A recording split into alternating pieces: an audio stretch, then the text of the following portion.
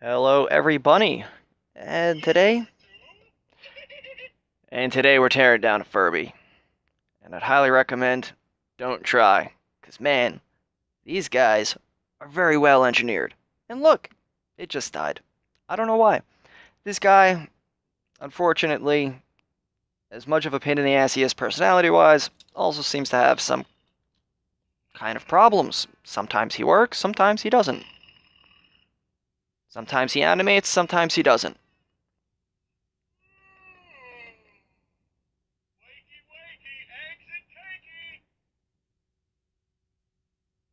But notice no physical animations like there should be.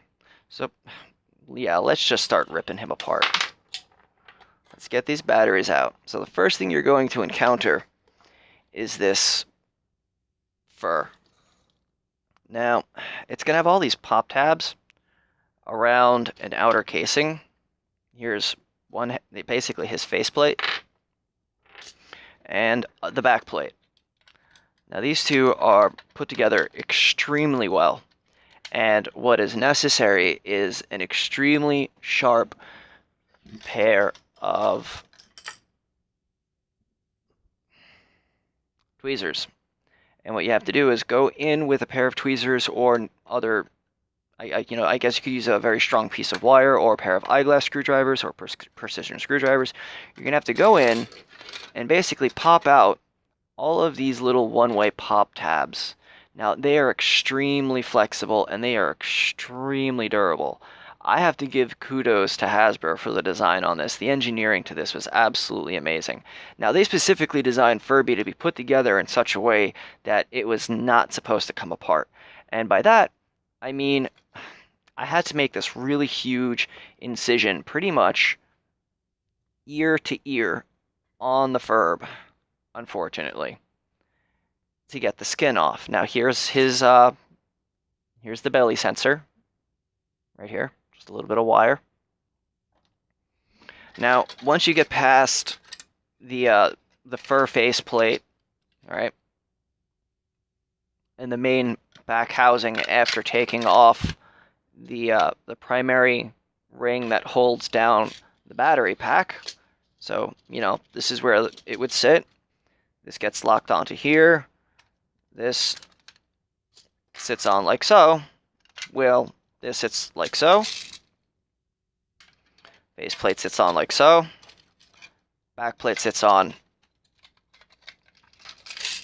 like so. Okay. Now, the primary hug sensor, as you can see, is really nothing more than, as well as the sensor for patting the head, is nothing more than a strip of aluminum. And the tail itself is physically tied on, so don't cut that. You can actually just untie the tail and it comes right off. So first, you're going to have to, get the 6/8 screws off the bottom, number 2 Phillips screwdriver. Once you get that off, you'll be able to start taking the fur off so you can get into the screws that hold on the back cover and the faceplate.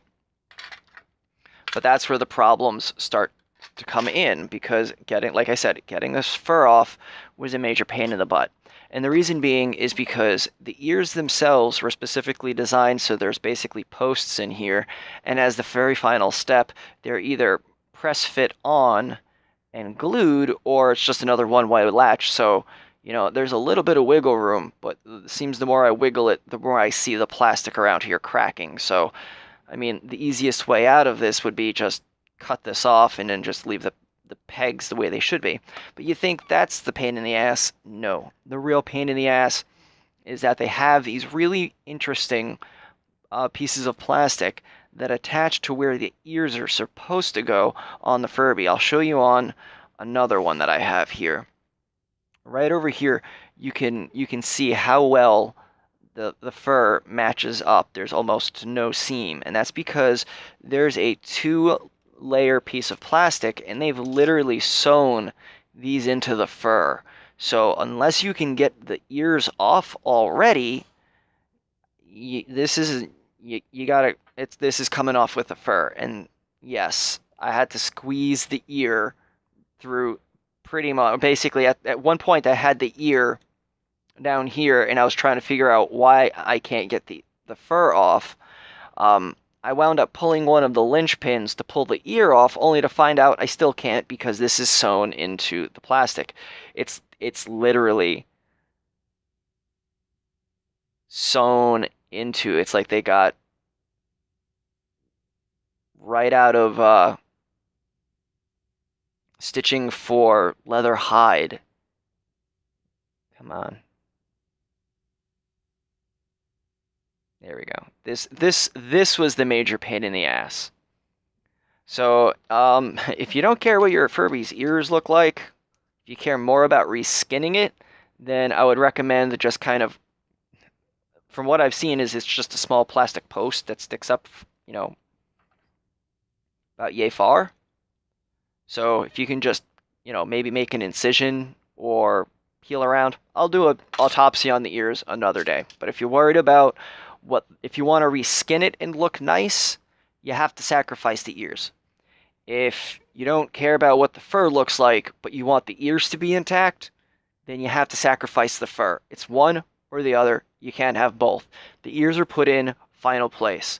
So, what is so damned interesting about Furby in the first place? Well, after taking a look at the patent, I noticed that there was this Furby VR microcontroller. And if you notice, you know what, screw it, let's just take all this crap off. Okay, so what do we have back here? We have a primary motor, and this is likely the motor driver for Furb. We're going to take that off. And I think this Furby's issue might actually be somewhere mechanical. And here's the physical power for the motor. We got a couple of extra sensors on. This is the tilt sensor.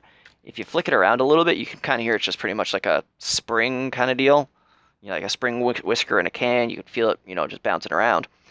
But if we look on the side here, I can't get it on camera. I do have it on photo. But you see that little pin header? It's sticking out right out of the side of Furby's face. Right there. Yeah, that's an I²C header. In fact, all down this ridge, there's a bunch of really interesting things, which I have yet to uncover. So I'm just going to unplug his speaker. And this is the sensors for his tail. And I know this because the PCB is clearly labeled for us. Oh, I love it when they do that. So, oh, the mouth. Okay, the mouth is actually one of the... Come on, focus in. The mouth is actually one of the larger issues, primarily because of its complexity.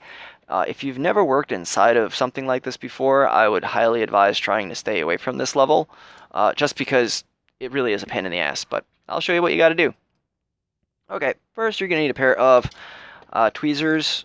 Locking forceps are my favorite because I need the grip. You could use, you know, just a pair of everyday needle nose pliers, but you've got to pull this pin out, and it's got one knurled end. So you got to find the knurled end.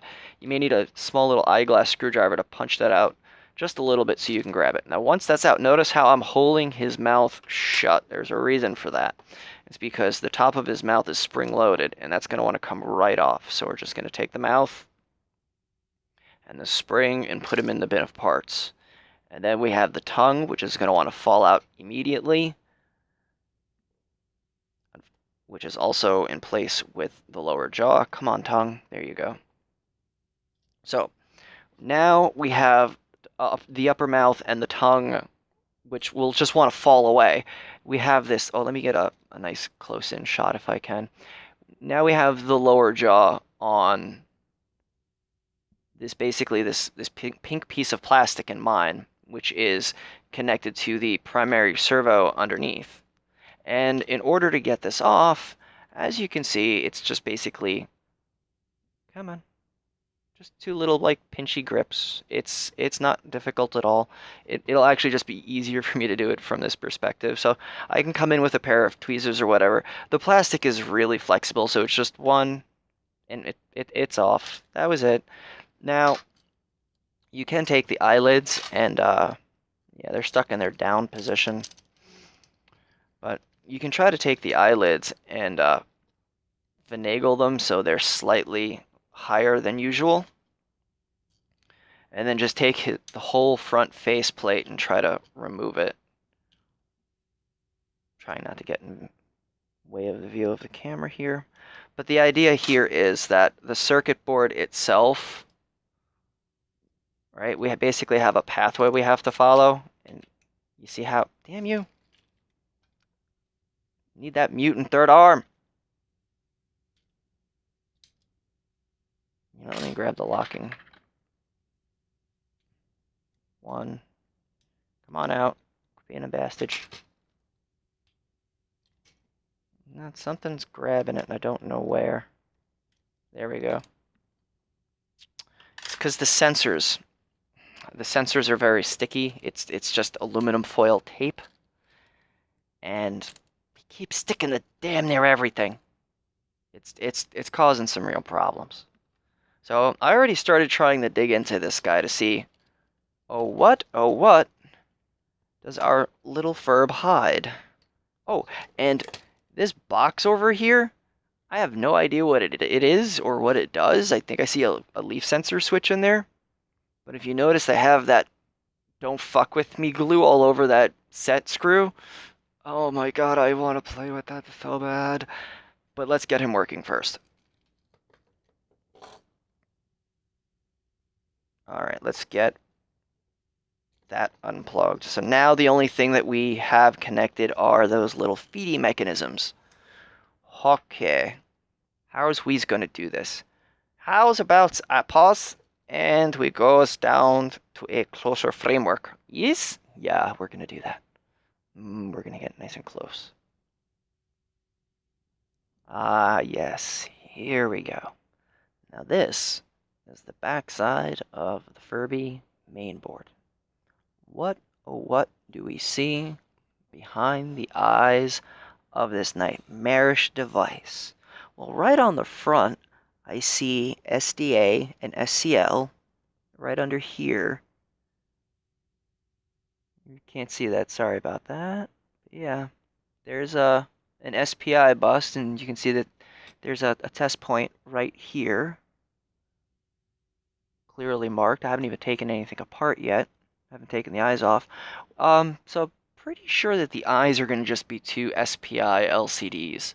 Now, while also doing some of my tests, I've noticed that it's the piezoelectric that does the ultrasonic stuff, not the microphone. This or the speaker. It's this guy that's transmitting, possibly receiving. I'm not sure. I need to investigate a little bit further. But let's flip this guy over. So we have the obvious. Now I looked at the patent, and there's a couple of things that the patent said. That there's going to be an EEPROM for the program data, and then an external memory, and then something about voice data. Now that's what really intrigues me here. So over here, I already identified 24C02, I believe it is. Basically a 2K EEPROM. Now, SDA, VCC 3.3 volts. Bunch of test points over here unlabeled.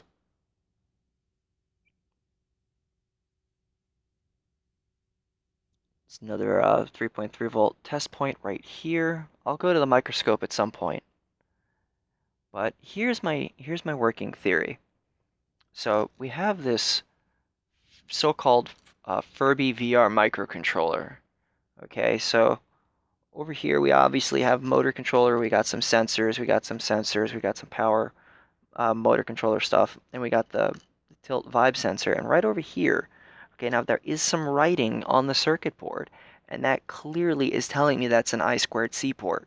So your Furby might technically be capable of being lobotomized. That's the working theory here. Now, the Furby switches between personalities. Right now, I was looking through the block diagram of the patent. Was just fascinating. It was eye-opening. The way the so-called behavior engine inside of a Furby works is just astonishing. And my real big question is, let's just say, and I forget how many personalities a Furby has. I think it's anywhere between 5 and 8. But let's just say that there's 4 personalities on here. Each one of those having a unique voice recorded to DSP, where 90% of that vocabulary is shared between each of the personalities. That's a lot of redundant data. I have reason to believe that this Furby VR microcontroller has some level of either DSP or it has some kind of voice capabilities. So I'm thinking this guy right here, this 2K EEPROM, that's going to be where it's storing all of the variables for behavior. I'm hungry, I need to fart, what is my personality? I don't know. Gonna start sniffing that. We also have an I2C port directly in the side of this guy's head. Immediately. You don't even have to do any dismantling whatsoever. Okay? It is clearly labeled as, you know what, and I'll read it off in video so everyone knows that the Furby on the side of his head, this pin right here says ground. Second pin says SCL. Third pin says SDA. Fourth pin says VCC. Now, if that fourth pin, you can see the SDA.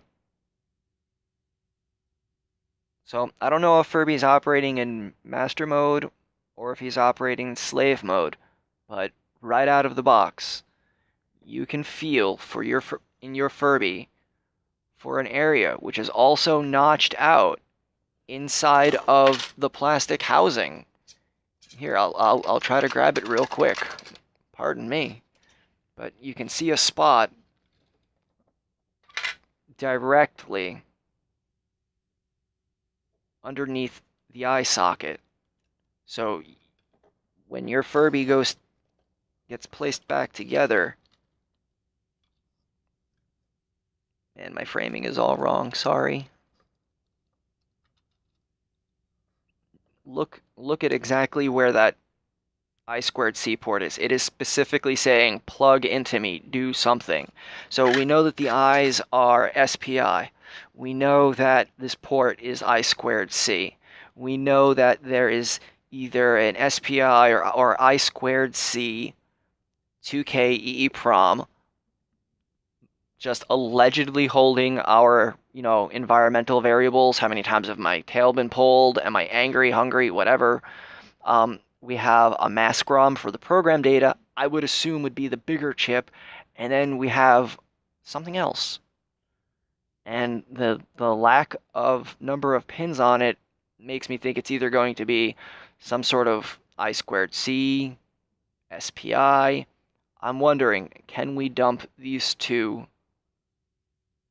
blob tops? Because I'm assuming that the Furby VR microcontroller sits underneath here, and we're getting our one of these is going to be our voice data, and one of them is going to be our program data. Kind of like how back in the old days when the NES and the old classic gaming consoles would have to have their character memory and their program memory on separate chips just because they took up different size. So, for all we know is this little guy right here could actually be an I2C blob top manufactured, easy peasy, 1, 2, 3, what we'd expect in a product like this. And I have to say, Hasbro did some amazing engineering on this thing. Amazing. So let's just say that this is an I2C EEPROM, or not even, it's I2C blob top memory. I mean, there's a crystal. Speaker plugs in there. That's probably where it's keeping all of its voice data. Just because it's physically bigger, you'd need a lot more memory, not a lot more storage for that, right? Make sense? All right, I'm rambling on. What horrible things can we do to you next, Furb? We'll find out.